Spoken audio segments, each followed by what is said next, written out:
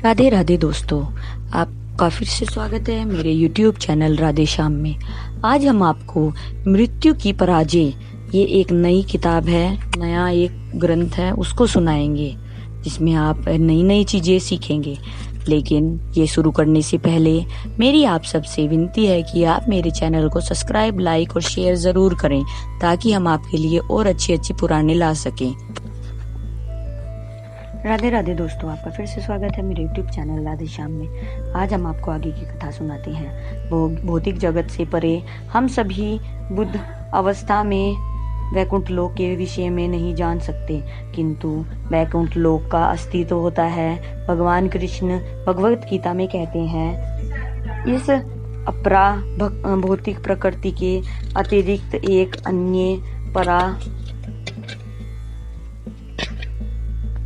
प्रकृति है। यह भौतिक प्रकृति एक ऐसी प्रकृति है जिसमें करोड़ों ब्रह्मांड होते हैं, जो वैकुंठ आकाश के एक कोने में इकट्ठे स्थित रहते हैं। हम इस एक ब्रह्मांड के द्वारा घिरे हुए आकाश तक को नहीं माप सकते, जिसमें असंख्य लोक हैं। फिर समग्र भौतिक सृष्टि में ऐसे करोड़ों ब्रह्मांड हैं, और समग्र भौतिक सृष्टि सारे अस्तित्व का केवल एक चतुर्थांश है। दूसरे शब्द में यह समग्र भौतिक जगत कृष्ण की शक्ति के चतुर्थांश में विद्यमान है। शेष 3/4 भाग वैकुंठी आकाश का है। अभागे लोग यही सोचते हैं कि यह लोक ही सर्वस्व है, किंतु यह तो कूप मंडूक दर्शन है। कुएं में रहने वाला मेंढक कुएं के बाहर क्या है इसे नहीं समझ सकता है, और वह हर वस्तु को कुएं के अनुसार मापता है। जब उसे सागर के विषय में बतलाया जाता है तो वह उसकी कल्पना भी नहीं कर पाता। इसी तरह ऐसे कूप मंडूक मनोवर्ती वाले लोग कल्पना करते हैं कि ईश्वर ऐसा है, ईश्वर का राज्य वैसा है, या मैं ईश्वर हूँ अथवा ईश्वर है ही नहीं, किंतु यह सब मूर्खता है। शुक्रदेव गोस्वामी के आगे कहा, यमराज के दूतों द्वारा इस तरह संबोधित किए गए वासुदेव के सेवक मुस्कुराए और बादलों जैसे गंभीर गर्जना स्वर में निम्नलिखित शब्द बोले, यदि तुम लोग सचमुच ही यमराज के सेवक हो तो हमें धर्म का अर्थ तथा अधर्म के लक्षण बतलाओ। अन्यों को दंड देने की विधि क्या है? दंड के वास्तविक भागी कौन है? क्या सभी सकाम कर्मी दंडनीय हैं, या उनमें से केवल थोड़े ही लोग हैं? यमदूतों ने विष्णु दूतों का विरोध करते हुए कहा, आप इतने महान हैं, अतः हमारे कार्य में आपका हस्तक्षेप बहुत अच्छा नहीं है। यह देखकर यमदूतों को आश्चर्य हो रहा था कि इतने उच्च पुरुष होते हुए भी विष्णुदूत यमराज के शासन में हस्तक्षेप कर रहे हैं। इसी तरह विष्णुदूत भी चकित थे कि अपने को धार्मिक सिद्धांतों के परम निर्णायक यमराज का सेवक कहने वाले ये यमदूत धर्म के सिद्धांतों से अनभिज्ञ हैं। इसलिए विष्णुदूत यह सोचकर मुस्कुराए, ये लोग क्या बकवास कर रहे हैं। यदि ये सचमुच ही यमराज के दूत हैं तो इन्हें जानना चाहिए कि यह जामिल उनके द्वारा ले जाए जाने के लिए उपयुक्त पात्र नहीं है। विष्णुदूतों ने गंभीर वाणी में कहा, शुरू किया, तुम लोग अपने को धर्मराज यमराज का प्रतिनिधि बताते हो तो मृत्यु के अधीक्षक और धर्म के पालक हैं, और हम पर दोषारोपण कर रहे हो कि हम इनके द्वारा सौंपे हुए तुम्हारे कार्यों में व्यवधान डाल रहे हैं। तो क्या तुम बतलाओगे कि धर्म क्या है और अधर्म क्या है? यदि तुम यमराज के वास्तविक प्रतिनिधि हो तो तब तो तुम इस प्रकार के प्रश्न का उत्तर दे सकते हो। विष्णुदूत द्वारा यमदूतों से पूछा गया यह प्रश्न अत्यंत महत्वपूर्ण है। सेवक को अपने स्वामी के आदेश जानने चाहिए।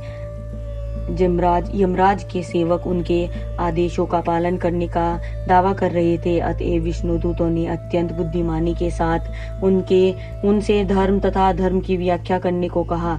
एक वैष्णव इन दोनों को भली भांति जानता है, क्योंकि वह भगवान के आदेशों से पूरी तरह अवगत रहता है। भगवान कहते हैं, सभी प्रकार के धर्मों को त्याग कर मेरी शरण में आओ। अतएव भगवान की शरणागत हो, वह सद्गति ही असली धर्म है।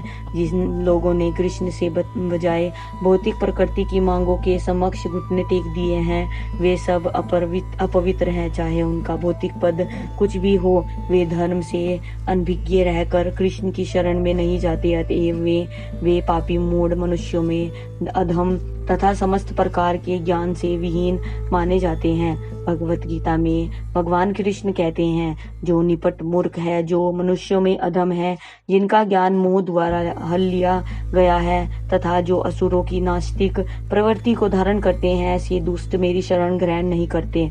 विष्णु दूत द्वारा पूछा गया प्रश्न अत्यंत उपयुक्त था।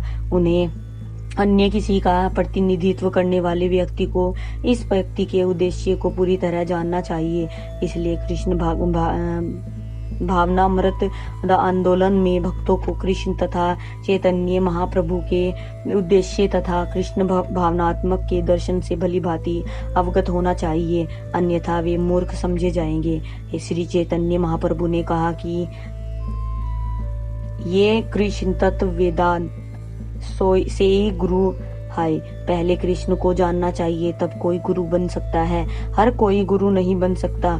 इस तरह यमदूतों को विष्णुदूत ने ललकारा, यदि तुम सचमुच ही धर्मराज के प्रतिनिधि हो तो तुम लोगों को इसकी व्याख्या करनी होगी कि धर्म क्या है और अधर्म क्या है। यही धर्म के असली प्रतिनिधि की सकोटी होनी चाहिए। ऐसा नहीं हो सकता कि हर एक को धार्मिक पुरुष या गुरु मान लिया जाए। व्यापक अविद्या के फलस्वरूप अनेक लोग अपने को ईश्वर कहने लगे हैं और धर्म के नाम पर व्यर्थ ही बातों पर प्रतिनिधित्व करने लगे हैं। जब कोई यह कहे कि मैं ईश्वर हूँ अथवा मैं योग द्वारा ईश्वर बन गया हूँ, तो उसको ललकारा जाना चाहिए।